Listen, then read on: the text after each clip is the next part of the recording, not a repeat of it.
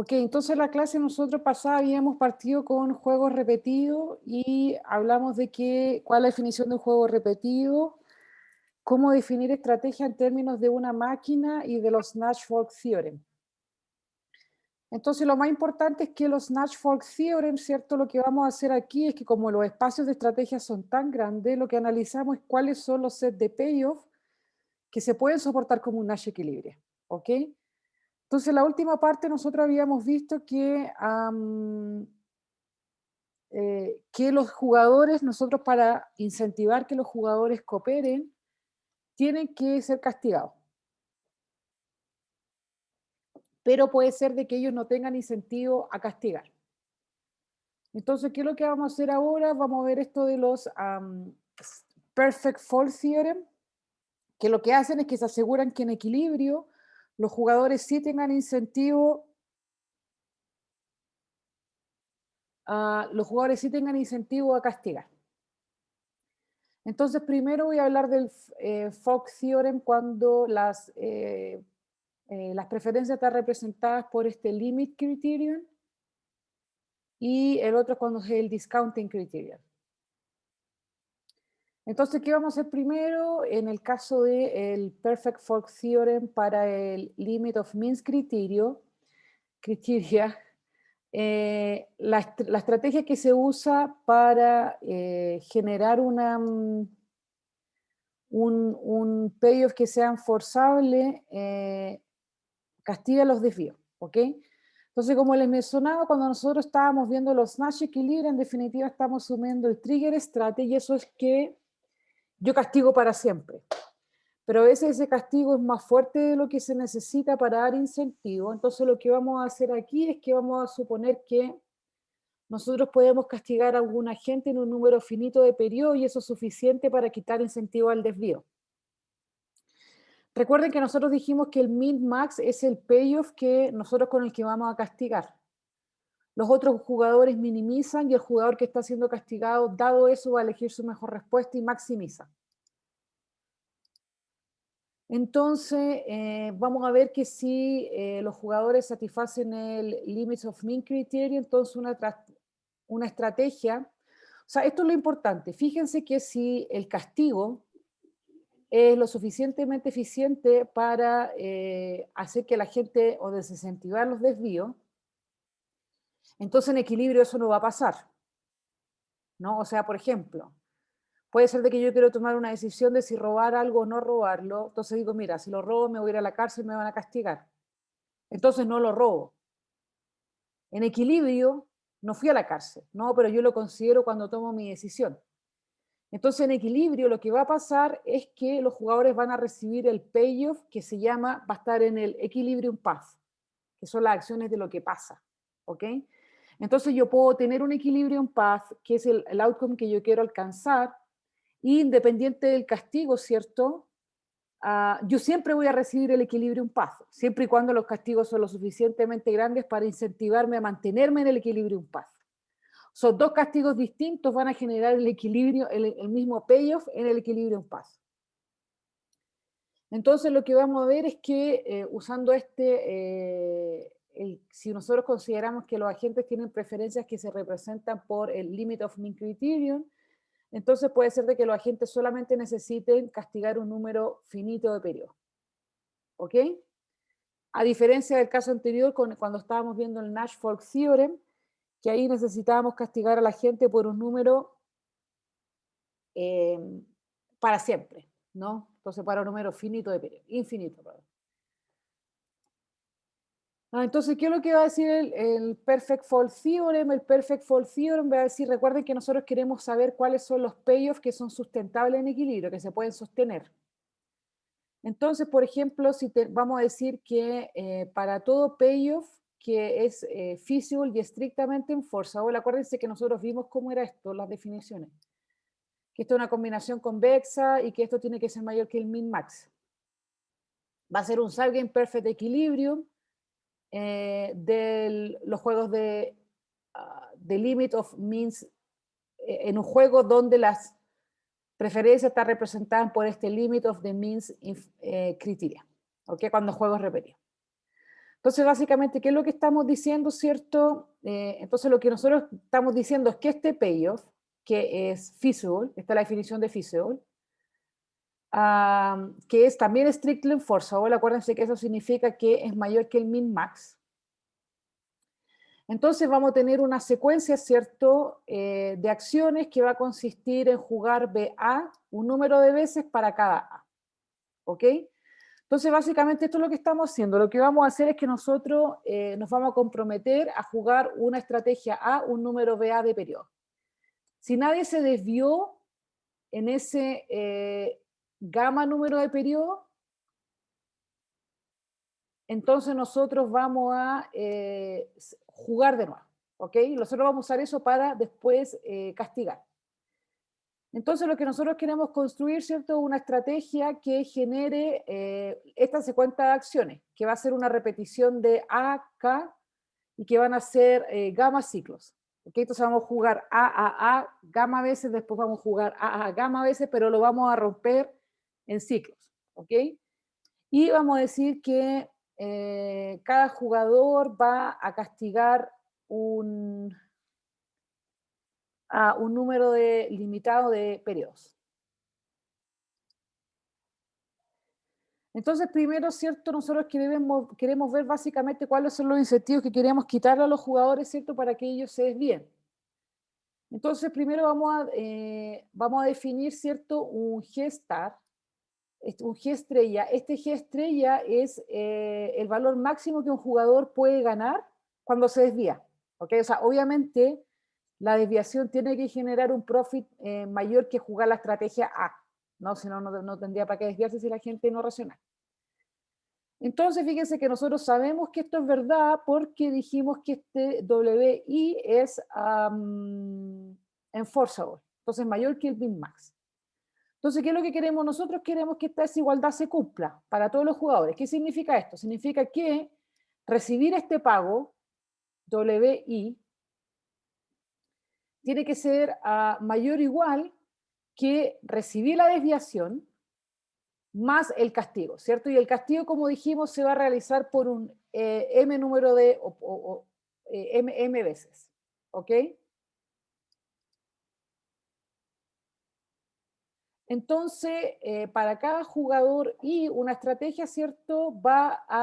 Nosotros vamos a castigar a la persona por un número M de periodo, ¿cierto? Entonces, por eso el M estaba ahí multiplicando el min-max. Entonces, por un número M de periodo, la gente va a recibir el pago del min-max.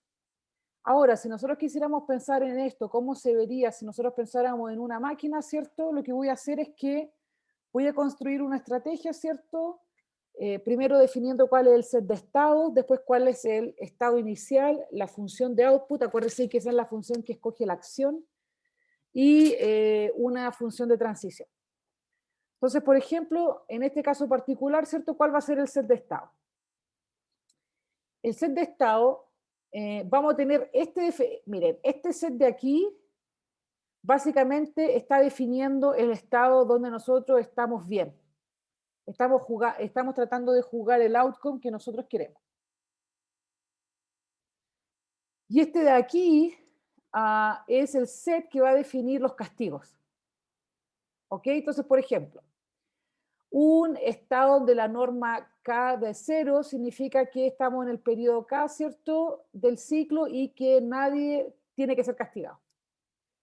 Este norma de J significa que estamos en el K periodo del ciclo y que el jugador J necesita ser castigado.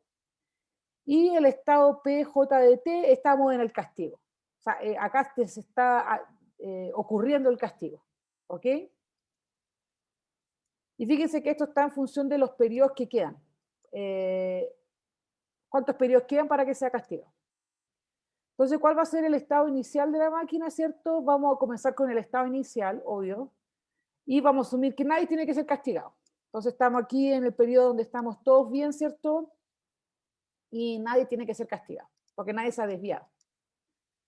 ¿Y cuál va a ser la función de output, cierto? Si estamos bien, entonces vamos a escoger esta acción A y K, que es la que vamos a tratar de implementar. Y si estamos en el castigo, ¿cierto? Como les dije, todos los demás van a escoger la peor acción que a mí me minimiza, que es el min-max, el min. y el jugador que está siendo castigado, ¿cierto?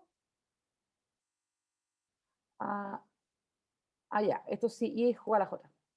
Entonces, y esto va a ser lo que va a elegir y dado todo lo que están haciendo los demás para castigarme. Mi mejor respuesta. Entonces, por eso de nuevo el min-max.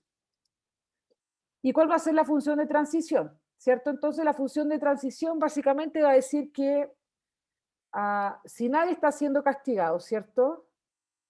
Supongamos que estamos en el estado donde estamos bien y hay un agente J que se desvía de acá. Entonces nosotros vamos a seguir jugando en el mismo ciclo, pero una vez que ese ciclo termina, vamos a empezar el castigo. ¿Ok? Esta es la gran diferencia, porque fíjense que aquí lo que estamos haciendo es que no estamos castigando inmediatamente cuando la desviación ocurre. Estamos esperando que el ciclo termine y una vez que el ciclo termina, vamos a empezar el castigo. Les voy a explicar después por qué hacemos eso. Y acá estamos en el caso en que estamos castigando a alguien, ¿cierto? Y si el castigo se termina, claro, antes de que termine el ciclo, vamos a seguir el ciclo y después vamos a castigar. Y por último, ¿cierto? Después tenemos el castigo, que es el ciclo de castigo, que a ese ciclo le vamos a llamar M estrella. Y ustedes después pueden verificar, ¿cierto?, de que estas estrategias que yo determiné van a ser un subgame perfect equilibrio. Entonces, aquí qué es interesante es que las estrategias, como yo le decía, el castigo no comienza inmediatamente, pero se espera que termine el ciclo. ¿Por qué se hace eso? Porque fíjense que si fuese lo contrario, sería súper difícil mantener, ¿cómo se llama?, registrado de cierta forma todas las típicas desviaciones, ¿cierto? Porque, por ejemplo, supongamos que nosotros castigamos inmediatamente después del desvío.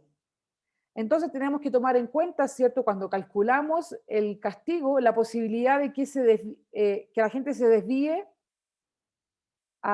perdón, que la gente se desvíe de los castigos de sí mismo, ¿ok?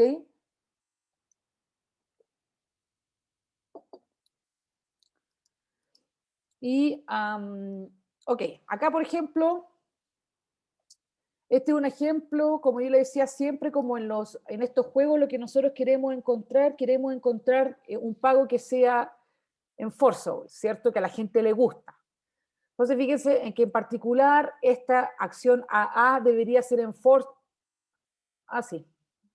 debería ser enforceable, ¿no? O sea, lo que queremos imponer.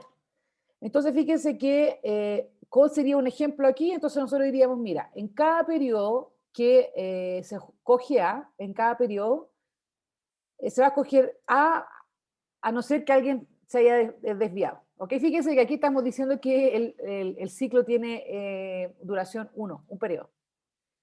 Y vamos a decir que si algún jugador se desvió de jugar A, entonces se va a escoger D por 2 periodos. ¿Ok? Entonces acá estamos castigando solamente 2 periodos. Y aquí, ¿cierto? Por ejemplo, ¿qué es lo que vamos a hacer si vamos a ver que esta estrategia es subgame perfect, ¿cierto? Si los jugadores tienen su preferencias están representadas por el limits of mean criteria, ¿ok? ¿Por qué? Porque básicamente, supongamos que el jugador 2 se desvía, entonces cada jugador tiene que elegir 2 por 2 periodos A, ¿ok? Fíjense que para el jugador 1 significa que va a recibir esta secuencia de pago y para el jugador 2 va a recibir esta secuencia de pago. Aquí hay algo súper importante, fíjense que yo estoy asumiendo aquí que los jugadores se están desviando en el primer periodo. ¿Cierto? Estoy diciendo, mira, estos jugadores de aquí se están desviando en el primer periodo, pero en estricto rigor se podrían desviar en el primero, en el segundo, en el tercero o en el cuarto, ¿no? Entonces aquí hay un resultado que en realidad yo lo puse más después, ¿cierto? Pero hay algo que se llama aquí que se llama el One Deviation Property. ¿Ok? Entonces, en definitiva, lo que uno dice es que si los jugadores se van a desviar al principio. ¿Ok? Entonces, satisface comprobar de que los tipos no se van a desviar al primer periodo sin pérdida de generalidad. ¿Ya? Entonces, Diana, ¿sí? ¿me podías explicar, por favor, de nuevo por qué esos van a ser los pagos que van a tener? Ah, es que es por el criterio que estoy usando. So, por ejemplo, supongamos que yo quiero sostener este payoff y voy a castigar con este min-max. Ah, ya, entendí. Vale. Ok. Ah, sí, porque estoy tratando de jugar este min-max, pero en realidad el tipo va a escoger... perdón. Entonces ya, estoy tratando de imponer el castigo, ¿cierto? Entonces, el jugador, estoy tratando de imponer este, ¿cierto? Supongamos que el jugador 2 se desvió. Eso significa que este tipo de aquí va a recibir 1. Ajá, ajá. Y después voy a recibir 2 para siempre. En cambio, si yo lo castigo, voy a recibir 0. ¿Ok? Y lo que está pasando, fíjense que en el discount criterion, como estas secuencias son tan grandes, perdón, esto es con el... Esto es con el limit of mean criteria, va a ser tan grande, esta secuencia solamente voy a recibir 1 y 0 aquí, y después 2, 2, 2, 2, 2, 2. Entonces, usando este criterio, yo estoy indiferente entre estos dos valores. ¿Ok?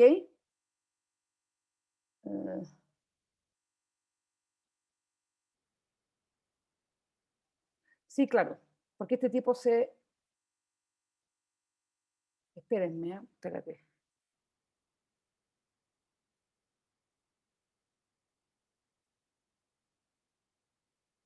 Sí, ok. Espérate, voy a responder tu pregunta de nuevo, porque creo que lo hice mal.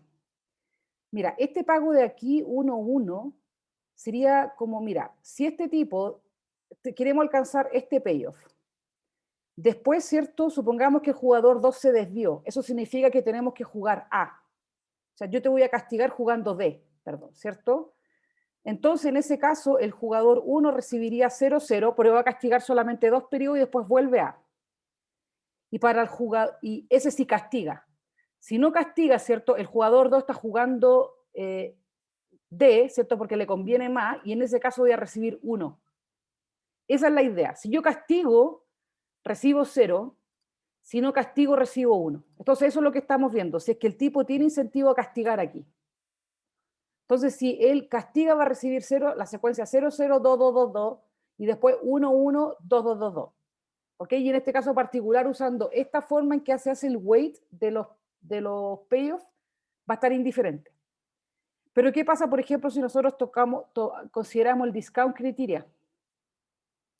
Fíjense que aquí, ¿cierto? Porque en el anterior nosotros estamos sacando cuál es el promedio de payoff, el promedio de los payoffs que recibimos, ¿cierto? En el límite. Acá lo que acá nosotros le ponemos un distinto weight, o vamos a poner un distinto, sí, peso, ¿cierto? A los periodos. Por ejemplo, en el discount criterio a mí me importan mucho más los periodos anteriores. Entonces, por ejemplo, aquí, ¿cierto?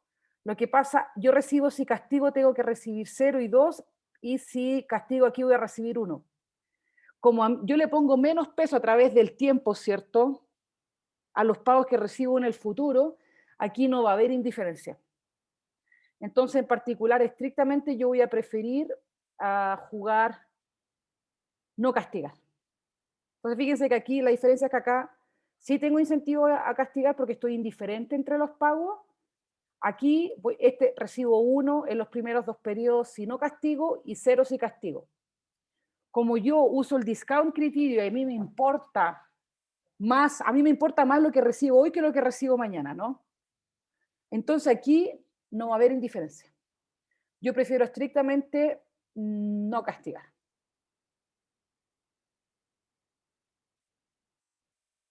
Ujú, ujú. ¿Ok? Sí, Entonces, sí. um, creo que después te lo puse aquí. Ok. Uh, entonces, fíjense que eso es importante, ¿no? Porque acá uno cuando hace estos juegos, uno siempre tiene que hacer, o sea, en el Nash Equilibrio nosotros vimos, mira, hay estos pagos que son feasible, ¿cierto? Vamos a decir, mira, los jugadores van a usar estas estrategias de castigo y nosotros vamos a chequear si eso es un Nash Equilibrio. ¿Cuál es la diferencia mayor con el Subgame Perfect Equilibrio? Es que en el Subgame nosotros tenemos que asegurarnos que la gente sí quiere castigar, porque puede ser de que no sea racional. O sea, en términos de Subgame Perfection, ¿no? Porque Acuérdense que en el Subgame Perfection nosotros pedimos de que en cada subgame la gente tome decisiones óptimas. ¿Ok? Entonces, eso es más o menos la gran diferencia entre el subgame y el Nash Equilibrium. Entonces, o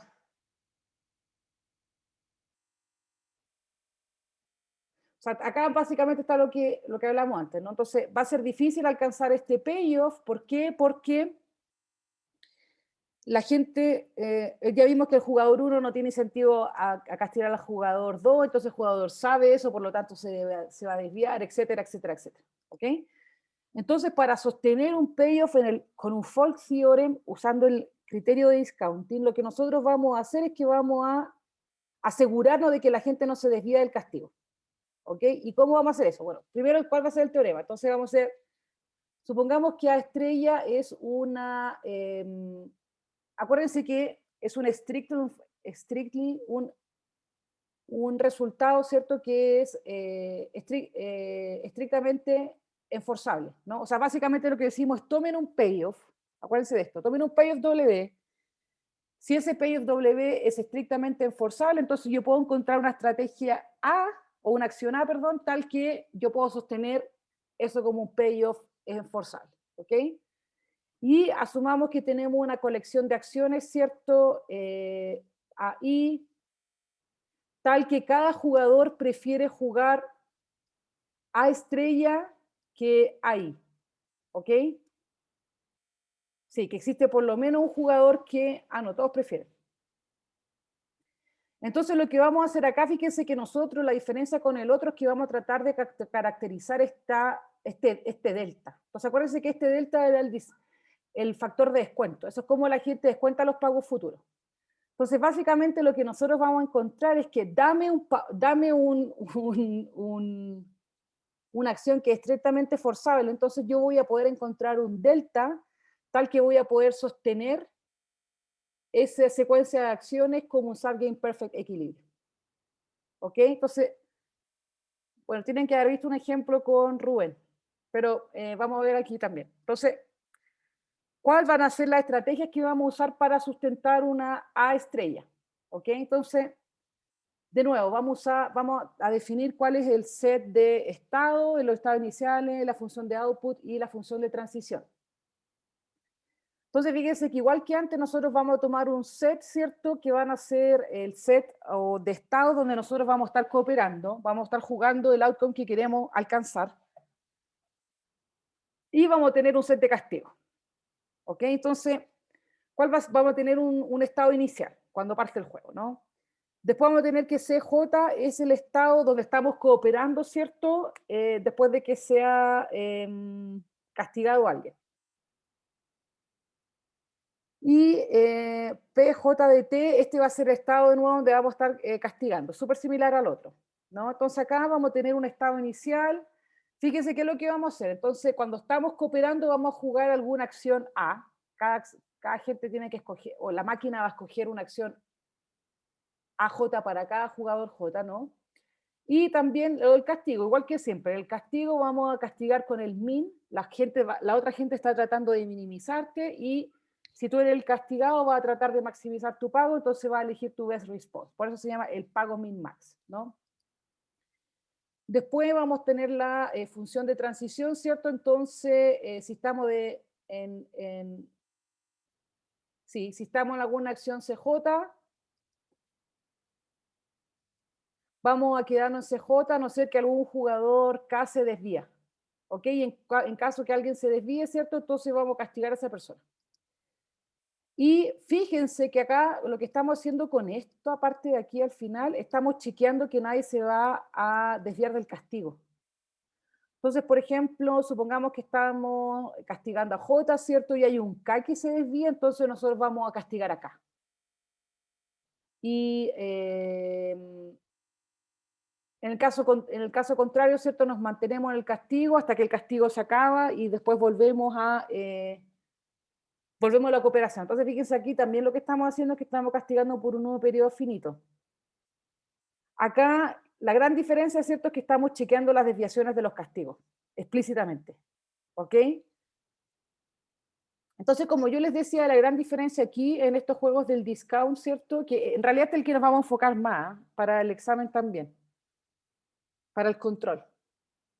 Entonces aquí, ¿cierto? Lo que yo puedo hacer, ¿cierto? Es escoger un L, ¿cierto? Que el L va a ser básicamente el número de periodo, los números de periodo, ¿cierto? El L es el número, sí, de periodos que yo puedo castigar. Y vamos a elegir el delta, ¿ok? Entonces lo que nosotros queremos es que estas dos cosas sean lo suficientemente altas para detener todas las posibles desviaciones, ¿ok? Entonces, bueno, este M igual que antes, acuérdense que era el máximo de las desviaciones que podíamos tener. Entonces, ¿qué es lo que vamos a hacer? Para que nosotros podamos detener una desviación, tiene que ser de que esta desigualdad se satisfaga. ¿Ok? Entonces, acá fíjense que lo que estamos haciendo es que la diferencia entre mantenerme en el equilibrio menos el min-max tiene que ser mayor que lo que yo ganaría si me desviara. ¿Ok? Entonces, básicamente esta desigualdad lo que le está diciendo es que, mira, lo que yo voy a ganar si me mantengo, pero esto está como en términos marginales, ¿no? Porque es menos el min-max. Lo que yo ganaría manteniéndome en la estrategia tiene que ser mayor que lo que yo ganaría en desviación. ¿Ok? Entonces, fíjense que nosotros después, si podemos reemplazar esto por el factor de descuento, este L, tiene que cumplirse esta desigualdad. ¿Ok? De nuevo, entonces esto me está diciendo que en valor presente, entre comillas, lo que yo gano manteniéndome en las acciones que nosotros acordamos tiene que ser mayor que lo que lo vamos a ganar si nos desviamos. Y, por ejemplo, vamos a asumir que si el jugador I se desvía, ¿cierto?, de este castigo, entonces va a obtener M, a lo más M en el periodo que se desvía. ¿Ok? Porque fíjense que aquí, sí, fíjense que aquí lo que estamos asumiendo, a diferencia del caso anterior, es que la gente está castigando inmediatamente. No estamos esperando. ¿Ok? Esa es la gran diferencia con el otro, porque fíjense que en el otro lo que estábamos haciendo es que estábamos diciendo, mira, la gente está jugando, ¿cierto? Yo voy a tener estos ciclos, voy a esperar que el ciclo termine y los voy a castigar. ¿Por qué?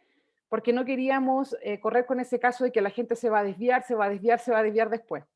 Acá lo que estamos haciendo es que estamos castigando a la gente inmediatamente y estamos chequeando que no se desvían del castigo. Las dos cosas, ¿ok? Entonces, fíjense que ¿por qué este pago? Porque yo me desvío en un periodo y después me castigan inmediatamente, ¿ok? Por algún número L de periodo. Si entonces si el jugador se desvía, ¿cierto? Va a recibir el pago. Básicamente esto está explicando en palabras lo que dice la slide anterior. Entonces vamos a recibir M1 periodo, vamos a recibir el castigo L periodo, y si no nos desviamos, ¿cierto? Entonces vamos a obtener lo que dijimos antes, lo de el pago de equilibrio, ¿no? Que estamos tratando de alcanzar. Entonces, lo que nosotros, cuando ustedes traten de resolver estos juegos en la mecánica, ¿cierto? Ustedes lo que van a hacer es van a encontrar cuál es el delta que sostiene esta desigualdad, ¿no? Eso lo tienen que haber visto con Rubén. Bueno, y como les dije, yo ya hablé de esto, pero esto es importante igual, ¿eh? O sea, fíjense que, por ejemplo, yo estoy diciendo lo siguiente, supongamos que nosotros estamos acordando una norma social, ya yo soy una compañía, una empresa, y me estoy tratando de coludir con ustedes, ¿cierto? Estamos alcanzando la cooperación y para ustedes lo único que para ver si yo voy a cooperar, ¿cierto? Ustedes tienen que chequear que el primer día yo no me voy a desviar de nuestro acuerdo colusivo, lo que significa que no me voy a desviar nunca, ¿ok? Que este es el One Deviation Property. Entonces basta con chequear una vez que la gente no se desvíe, ya no se va a desviar, ¿ok? Y ahora con los juegos repetidos, bueno, acá hay un teorema que yo lo puse aquí, que está la prueba para la tarea. Miren, esta prueba la pueden encontrar en los libros, ¿eh? Pero me parece que el resultado es interesante, por eso lo puse en la tarea. Entonces, fíjense que cuando nosotros tenemos juegos repetidos, la gran diferencia, ¿cierto?, es que si tenemos juegos finitos, que nosotros sabemos cuándo el juego termina. Si ustedes quieren escribir un paper o estudiar alguna cosa, recuerden que cuando nosotros decimos que los juegos infinitos, no estamos diciendo que la gente juega infinitamente, sino que no saben cuándo el juego va a terminar. De hecho, cuando nosotros usamos este descuento del lambda, es mucho más bonito porque tiene otro significado, ¿no? Porque este lambda, fíjense que es entre 0 y 1. Entonces yo cuando multiplico los pagos en el futuro va a ser por lambda, lambda al cuadrado, lambda tercio, a medida que voy creciendo los periodos, ¿no? Otra interpretación que uno le puede dar a este lambda de que es la probabilidad con la que yo creo que voy a llegar al próximo periodo. Entonces como un valor esperado. ¿Ok? Esa es como otra interpretación bonita del delta. Pero bueno, acá lo que vamos a hacer, ¿cierto? Va a ser el caso donde los juegos son finitos. ¿Ok? Eso significa que los jugadores saben cuándo el juego terminan con certeza. Entonces fíjense que la definición va a ser igual a la definición de juego infinito, pero vamos a cambiar el signo de infinito por un capital T, ¿no? Que es un número finito, natural. Y también podemos, una forma así de interpretar las... Fíjense que aquí hay dos formas de interpretar, ¿no? Una forma de interpretar es también usando el discount, ¿cierto? Donde con cierta probabilidad nosotros creemos que vamos a alcanzar el segundo periodo, por lo tanto descontamos los pagos futuros, y la otra es como calcular el promedio. ¿Ok? Entonces, como les decía, lo fundamental de los teoremas de Fogg, de los Fogg Theorem de los juegos infinitos, ¿cierto? Es que podemos alcanzar esta situación de cooperación o de outcome que son mutuamente deseables, ¿cierto? Por medio de una estrategia o una norma social, ¿cierto? Donde nosotros castigamos a la gente que se desvía del acuerdo. Entonces, los mismos argumentos se pueden alcanzar o se pueden utilizar cuando nosotros analizamos los juegos finitos, ¿cierto? Pero la gran diferencia es que en el último periodo de cualquier juego finito tiene que jugarse un equilibrio de Nash. Entonces, fíjense que lo que estamos diciendo, en el otro juego, en los juegos infinitos, nosotros estamos tratando de alcanzar algún outcome A, digamos, o algún payoff B. Nosotros podemos construir ciertas estrategias, castigar a la gente tantos periodos, que juego infinito o para siempre, y alcanzar esos outputs o esos payoffs que queremos sustentar, ¿no? ¿Cuál es la diferencia aquí? La diferencia es que acuérdense que nosotros estamos pensando en backward induction, ¿no? Entonces siempre tiene que pasar de que en el último periodo siempre se va a jugar un equilibrio de Nash. Eso nunca lo vamos a poder cambiar. ¿Por qué? Por la definición, ¿no? Porque en el último periodo la gente, ya no hay posibilidad de castigar a la gente en el último periodo. Entonces yo no puedo sostener algo que no sea Nash. ¿Por qué? Porque no tengo esta como posibilidad de castigar a la gente para tratar de cambiar el outcome. Entonces, de hecho, esto va a ser un resultado mucho más fuerte, ¿ok? Porque si, por ejemplo, si los payoffs de cada Nash equilibrio son el min-max payoff, entonces tiene que ser el caso de que siempre se va a jugar ese Nash, independiente de lo que pase. ¿Ok? Y... ¿por qué, cierto? Porque básicamente no se puede castigar, ¿ok? O el Nash va a ser exactamente lo que se puede castigar.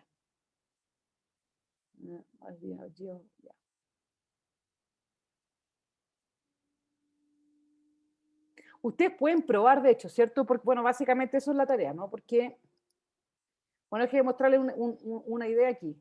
Entonces, básicamente, supongamos que tenemos este dilema del prisionero. Al principio, cuando nosotros partimos con juegos repetidos, nosotros dijimos que nosotros podemos tratar de alcanzar este outcome si el juego es infinito. Entonces, fíjese cómo yo trataría de alcanzar esto. Supongamos que tenemos el discount. Entonces, yo diría, mira, yo quiero que recibir 3 para siempre, ¿sí? Tiene que ser mayor que recibir el desvío, que serían 4 por un periodo, más 0 para siempre, ¿cierto? Bueno, en estricto rigor esto debería ser por delta dividido 1 menos delta. Entonces ustedes pueden resolver esta desigualdad, ¿cierto? Y encuentran el delta que sostiene la cooperación. Entonces significa que en todos los periodos hay una secuencia infinita de outcome y siempre va a ser no confesar, no confesar, no confesar. ¿Qué es lo que pasa si este juego es finito? Si este juego es finito no es el caso, porque fíjense que nosotros vamos a pensar de cuál es el subgame perfect, ¿no? Entonces, en el último periodo, tiene que ser el caso de que la gente va a jugar el Nash. ¿Por qué? Porque yo no lo puedo sacar del Nash porque no lo puedo castigar mañana. Si yo voy al periodo anterior, yo sé que los tipos van a jugar Nash hoy día, ¿no? Entonces no tengo cómo, entre comillas, al mismo tiempo de castigar y no tengo cómo, ¿cómo se llama? Dar incentivos, ¿cierto? Porque, por ejemplo, supongamos que estamos en el periodo T-1. Entonces lo que está pasando es que yo digo, mira, yo sé que este tipo mañana se va a desviar y va a jugar Nash. Entonces, ¿por qué va a tener incentivo hoy día de seguirlo si vamos a jugar Nash de todas formas? O sea, el castigo es lo mismo que lo que haríamos sin castigo, ¿no? Entonces yo sabiendo eso, yo sé que el tipo sabe que va a jugar Nash mañana, entonces ¿para qué va a cooperar hoy día? Entonces va a jugar Nash. Y así sucesivamente, uno puede ir hacia atrás, ¿no? Y lo que siempre va a pasar en este juego, por ejemplo, es que si este juego es finito, yo voy a jugar Nash siempre. ¿Y cuál es la peculiaridad de esto? Eso es básicamente de porque este equilibrio de aquí también es el min-max. ¿Ok? Entonces básicamente es como que, mira, aunque tú cooperes en el T-1, igual te voy a castigar mañana porque es el min-max porque el min-max es igual al Nash. ¿Ok? Entonces ese resultado se puede generalizar. Entonces ustedes pueden considerar que cualquier payoff profile, ¿cierto? Que sea un equilibrio de Nash en el juego y que además coincide con el min-max, entonces ese Nash se va a jugar siempre. ¿Ok? Básicamente lo que estamos diciendo es que en este dilema del prisionero nosotros nunca vamos a ser capaces de sustentar cooperación. ¿Ok? Como les digo, este resultado está en todos los libros. Está en la tarea, pero no encuentro como es bonito, ¿no? O sea, este es un resultado muy típico de teoría de juego. Entonces, cuando uno resuelve estos juegos finitos con tiempo T, con horizonte finito, siempre uno sabe que, por ejemplo, se parte jugando con que perdón, con que en el último periodo se juega el Nash. ¿Ok? De hecho, si ustedes se fijan, bueno, están interesados en cosas más así, en juegos repetidos como un tópico por sí mismo, ¿no? O sea, hay libros que se dedican a estudiar juegos repetidos, ¿no? Bueno, aparte que es bien abstracto, pero siempre como sustentando cuáles son los tipos de payoff, tratando de como ver qué tan robustos son los payoffs que se pueden alcanzar, etc. ¿Ok? Entonces en el control va a entrar hasta acá hoy día. No sé si alguien tiene una pregunta o una duda. ¿No? ¿Cuándo era el control? El miércoles. Este miércoles. Este miércoles. Ya, ok. Y el examen creo que es en enero. Ya, oye, si tengo como un choque de horario entre dos controles, ¿te puedo mandar un correo? Mándame un correo. Ya, vale. Ya. Sí, mándame un correo si tienes, porque tú dijiste que tenías una clase. Tú eres el que tiene la clase, ¿no? Sí. Ajá, sí me acuerdo. Ok, sí, mándame un correo, me avisa y ahí hablamos. Ya, vale. Ok, que estés bien, cuídate. Gracias, igual. Ok, Chao. bye bye.